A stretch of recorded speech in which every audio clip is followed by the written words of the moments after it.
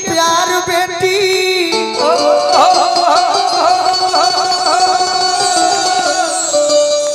दोनों कुल सिंगार बेटी नैहर ससुरार जी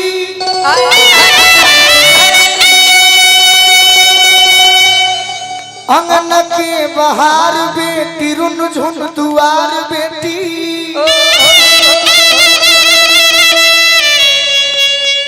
प्राण के आधार बेटी शील संस्कार जी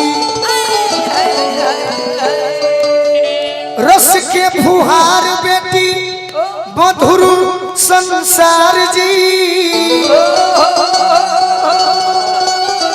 रस के फुहार बेटी लाज रखनिहार बेटी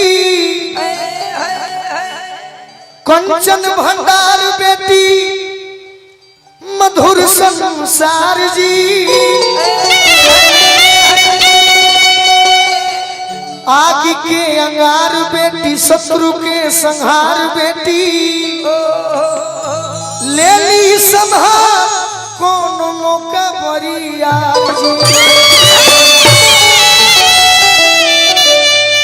गीत रसदार बेटी चटक अचार बेटी डोली के ओहार बेटी देवी अवतार जी कहस शिकारी की बहिनी महतारी बेटी बेटिए से प्रगति सृष्टि संसार। अब गीत सुना दी अढ़ाई मिनट में कि बेटी के कैसा रूप होला। ये गाना हम ऐसा सुनाते हैं जो शायद भोजपुरी में आज के परिवेश में राजन भैया आज के परिवेश में कोई नहीं गाना चाहता। क्यों? सभी को क्या चाहिए? व्यूअर, सभी को चाहिए पैसा, नाम, शोहरत। लेकिन हमें क्या चाहिए? एक इंटरव्यू में पूछा गया कि आप हीरो बनेंगे कि नहीं, तो हमने कहा कि हीरो बनेंगे, लेकिन 3 घंटा जो पर्दे पर सिनेमा चलता है वैसा हीरो नहीं।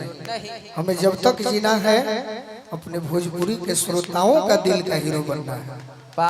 तो अभी आपके बीच में एक गाना बेटी के ऊपर सुनाते हैं। बेटी के ऊपर मात्र संतोष भैया चाचा जी 2 आदमी गोले बा पूरा भोजपुरी वर्ल्ड में, भरत शर्मा जी और गोपाल राय जी।